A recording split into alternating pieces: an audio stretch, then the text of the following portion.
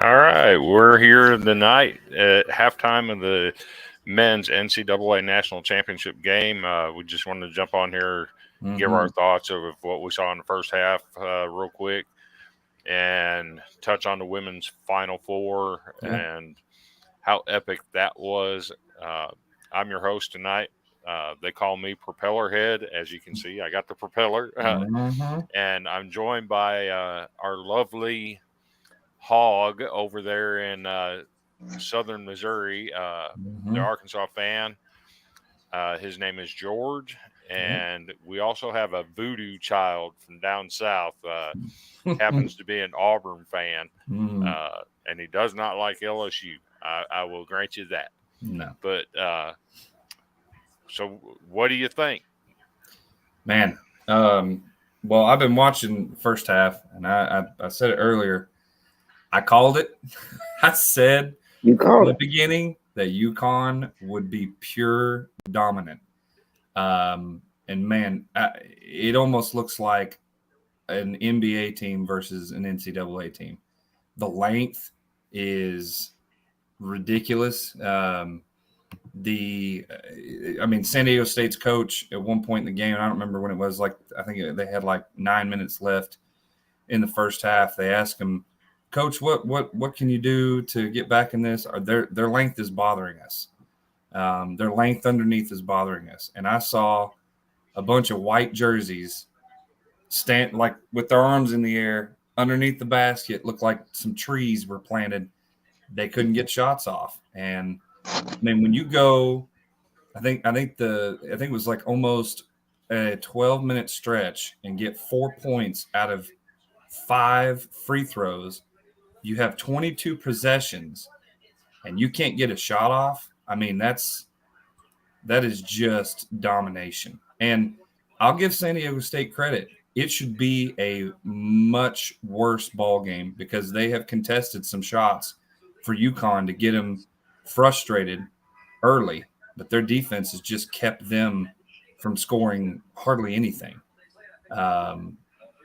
It's I don't know. I'm not going to say I told you so, but I saw it coming. The way that they've just been dominant through this entire tournament is sum it up the best is to say, I believe that UConn, if they win this championship, if they keep doing what they're doing, which I believe they will be considered one of the most dominant teams that has hit the tournament.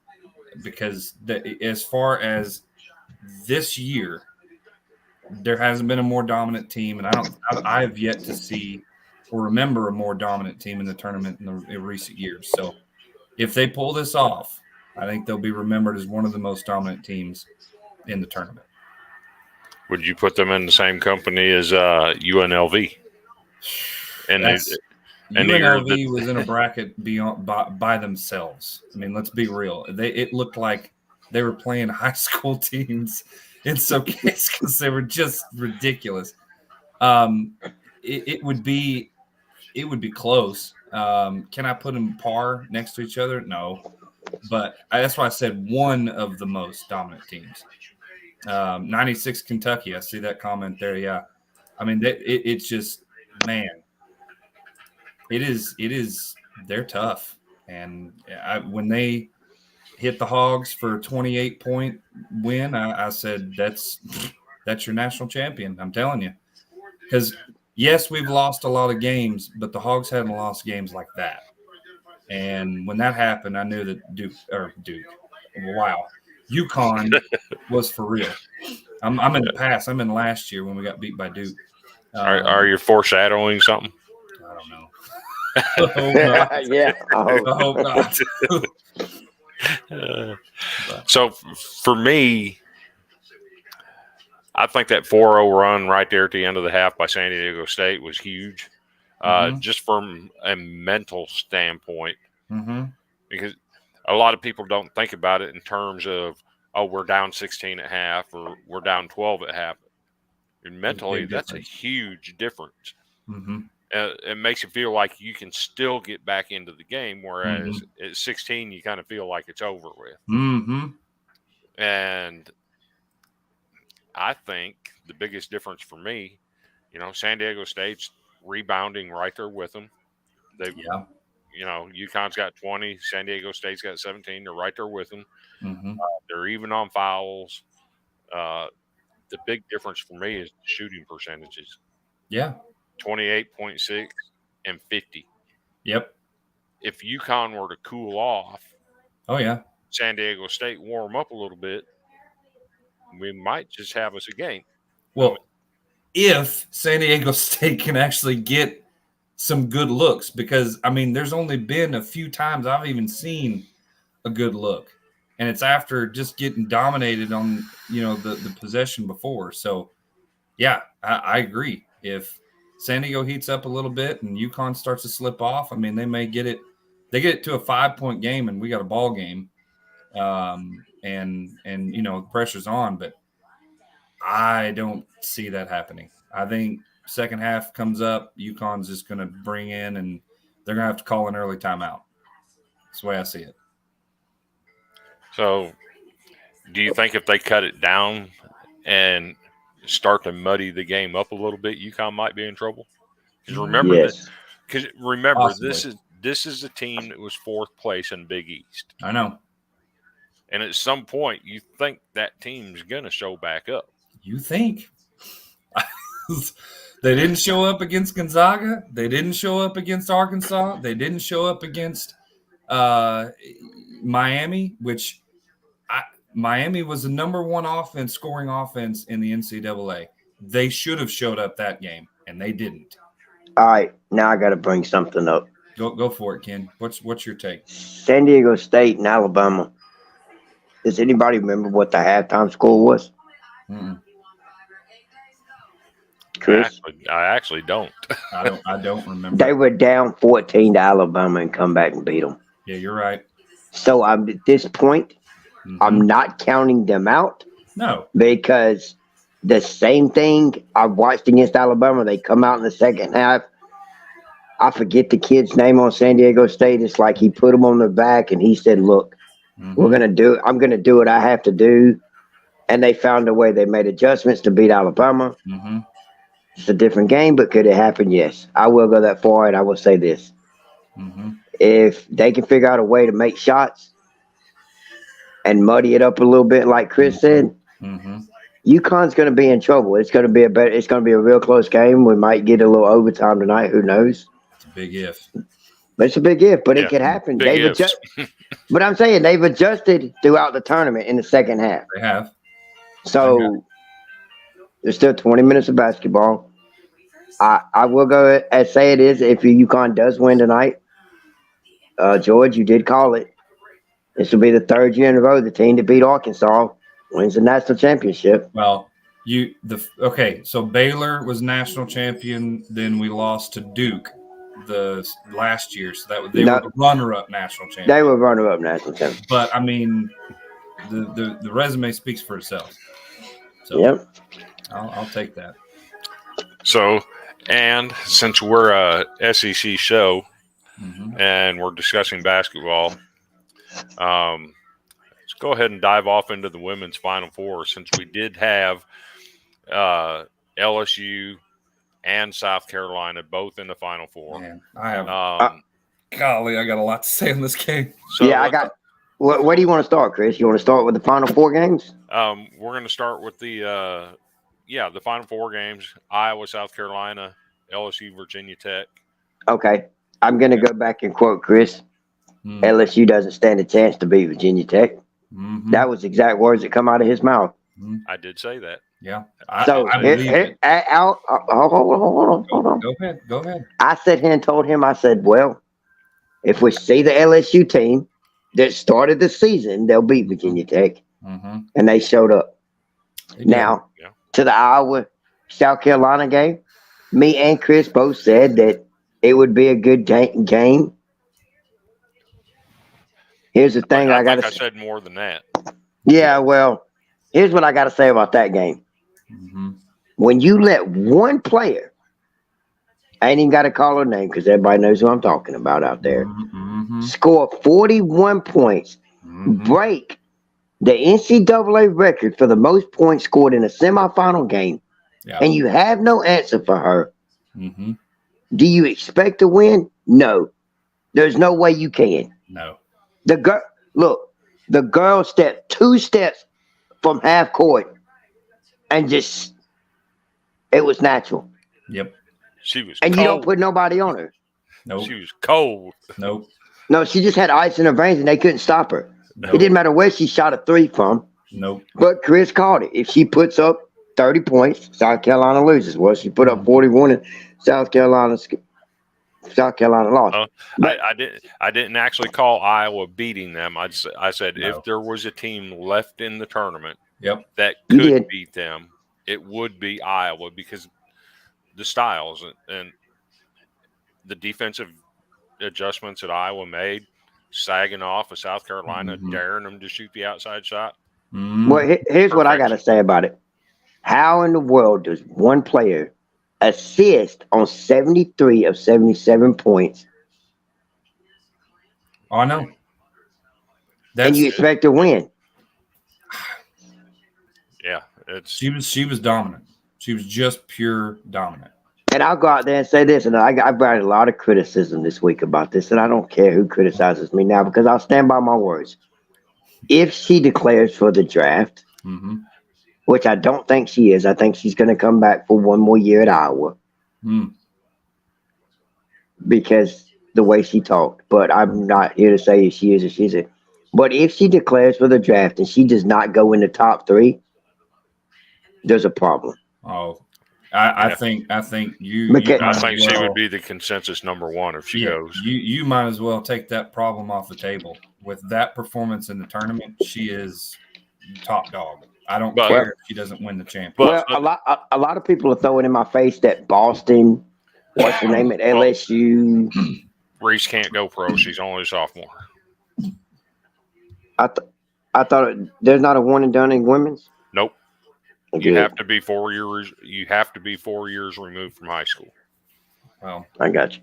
I don't care. I mean, yeah, I agree with everything, Ken. But I tell you, I'll put it to you this way. I think if she declares for the WNBA draft, I think she's making a mistake. Yes. Simply because she can make more money in NIL than she can playing in the WNBA. I don't think she does either. And that's a sad reality. That is a sad reality. If I'm her, I'm taking that NIL and I'm staying one more year. On Virginia Tech and LSU, I really didn't think LSU had what it took to beat them. That was an amazing comeback to come back and win that game for them. Props to them for that. And I think LSU and Iowa was the best finals matchup we could have gotten. If it would have been South Carolina LSU, we've already seen that once. We knew how that was going to play out. Yep.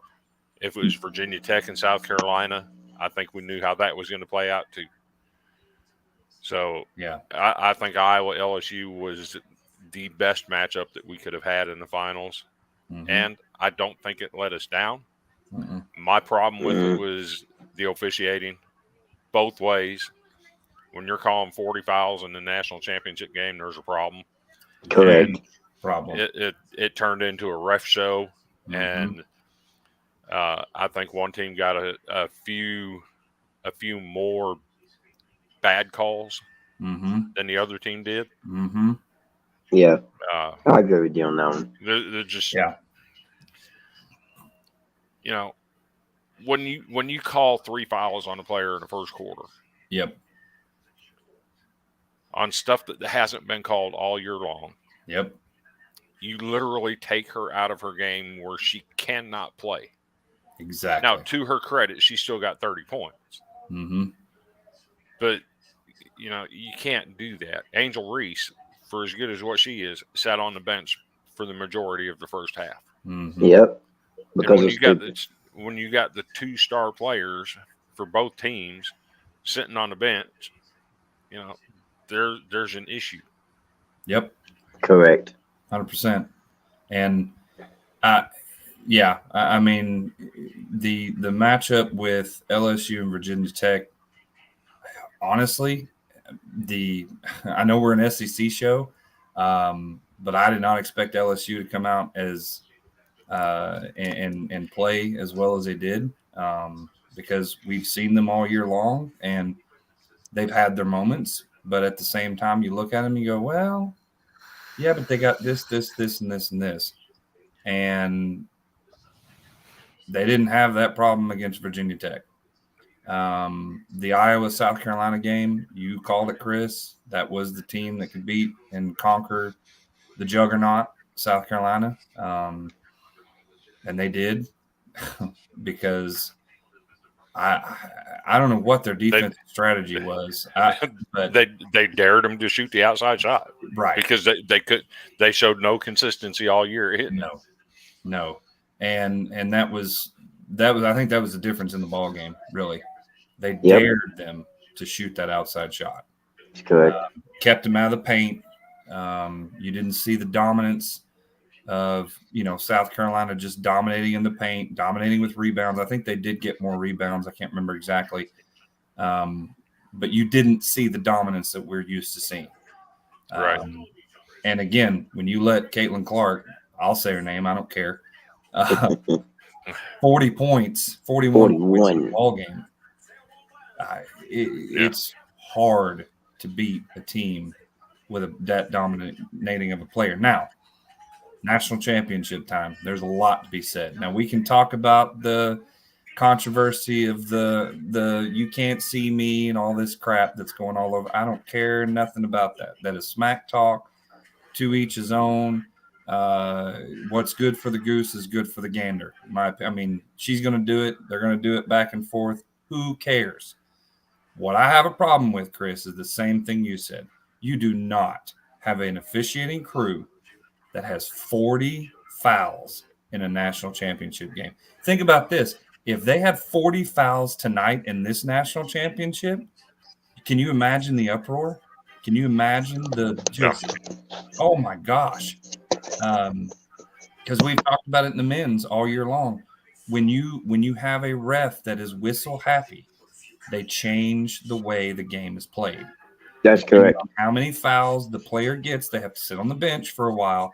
You have to rethink a total strategy. You have to think now you have to go with this person versus this person. The refs control the game when they get whistle happy. And that's not fun. That's not fun to watch. No. Can I say this? Yeah, go.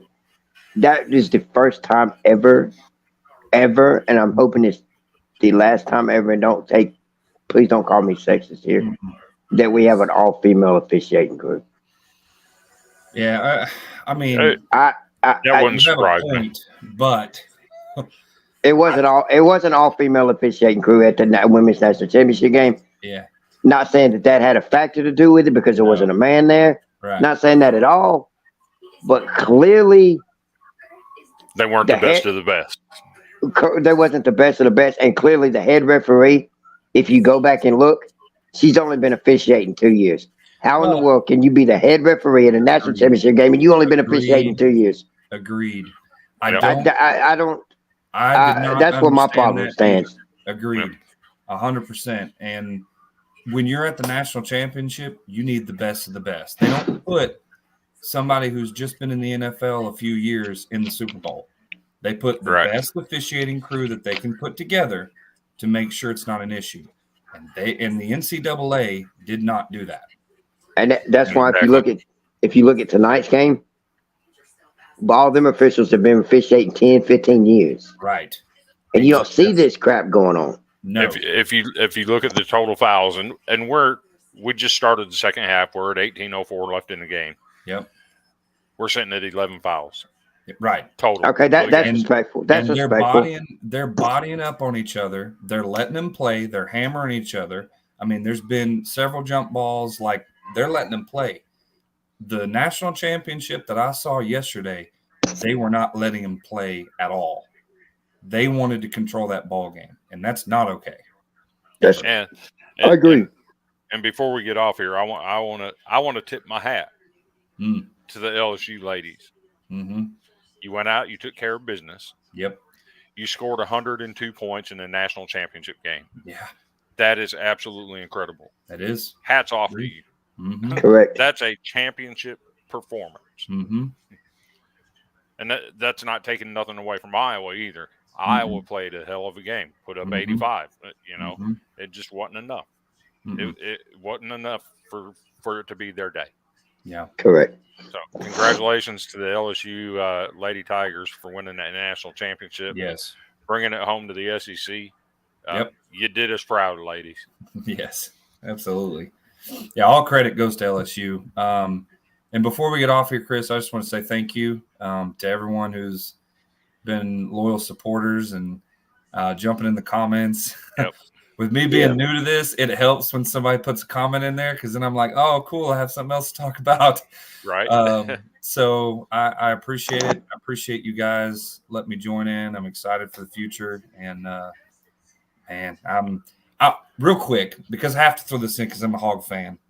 Please tell me y'all saw that Trevin Brazile is coming back, and I am super pumped on that. You know what? Right before I logged in, I saw where Ford's family had indicated that he's coming back. Mm-hmm. So that's a huge gift for Arkansas to keep him on campus. Yeah. Yeah. It's been a good season, boys. It has. Before I jump off, I want to thank Variety Sports, Michael, everybody out there for giving us a second to none, for giving us a chance to do this, to get out there. Thank you. I do like the commentators, the comments we get. It's kind of fun to respond to y'all too. And we would be remiss without mentioning one of our brands. And I'm going to go ahead and go with SeatGeek this week because we're turning to baseball season, and I want to throw a word in from SeatGeek real quick. All right, so I'm a baseball guy, and my goal is to actually see a game in every Major League Baseball stadium. Now, I'm more than a third of the way there, and I never buy from the team's websites. SeatGeek is my first stop whenever I'm heading to a new city for a ball game. Now, obviously, they've got some other sports, as well as concert tickets, Broadway, comedy, I mean, you name it. And now, for VSN listeners, they're actually offering you $20 off your first ticket purchase. So just use the code VSN, that stands for Variety Sports Network. So that's VSN to save $20. So put that to use for some food or for some drinks at whatever event you are wanting to attend. Again, that code is VSN to save $20 on your first SeatGeek purchase. Yeah. And I'm going to echo what George and Kenneth both said. I want to thank Variety Sports for giving us a platform to do this on. It's been a thrill getting on here and doing this stuff this year. And we will be back next year. And I want to throw this comment up there. Jilla, you've been with us all year long. I appreciate everything you've done and all the comments you've given us. We will be back next year to do it again. We may have a different lineup. We may be the same lineup. May have other people on. May have more people on. May have less people on. We will be back. And for everybody at Second to None and VSN, we're going to go ahead and sign off and let you get back to watching this game. I do see that they had cut it to 10, and now it's 11:41:30. Going to be interesting to watch to see if they can claw their way back into this and cut it down a little bit and put some heat on UConn instead of letting UConn just, have an easy way to a championship. And with that, we'll catch you on the next broadcast. Y'all have a good year. See ya.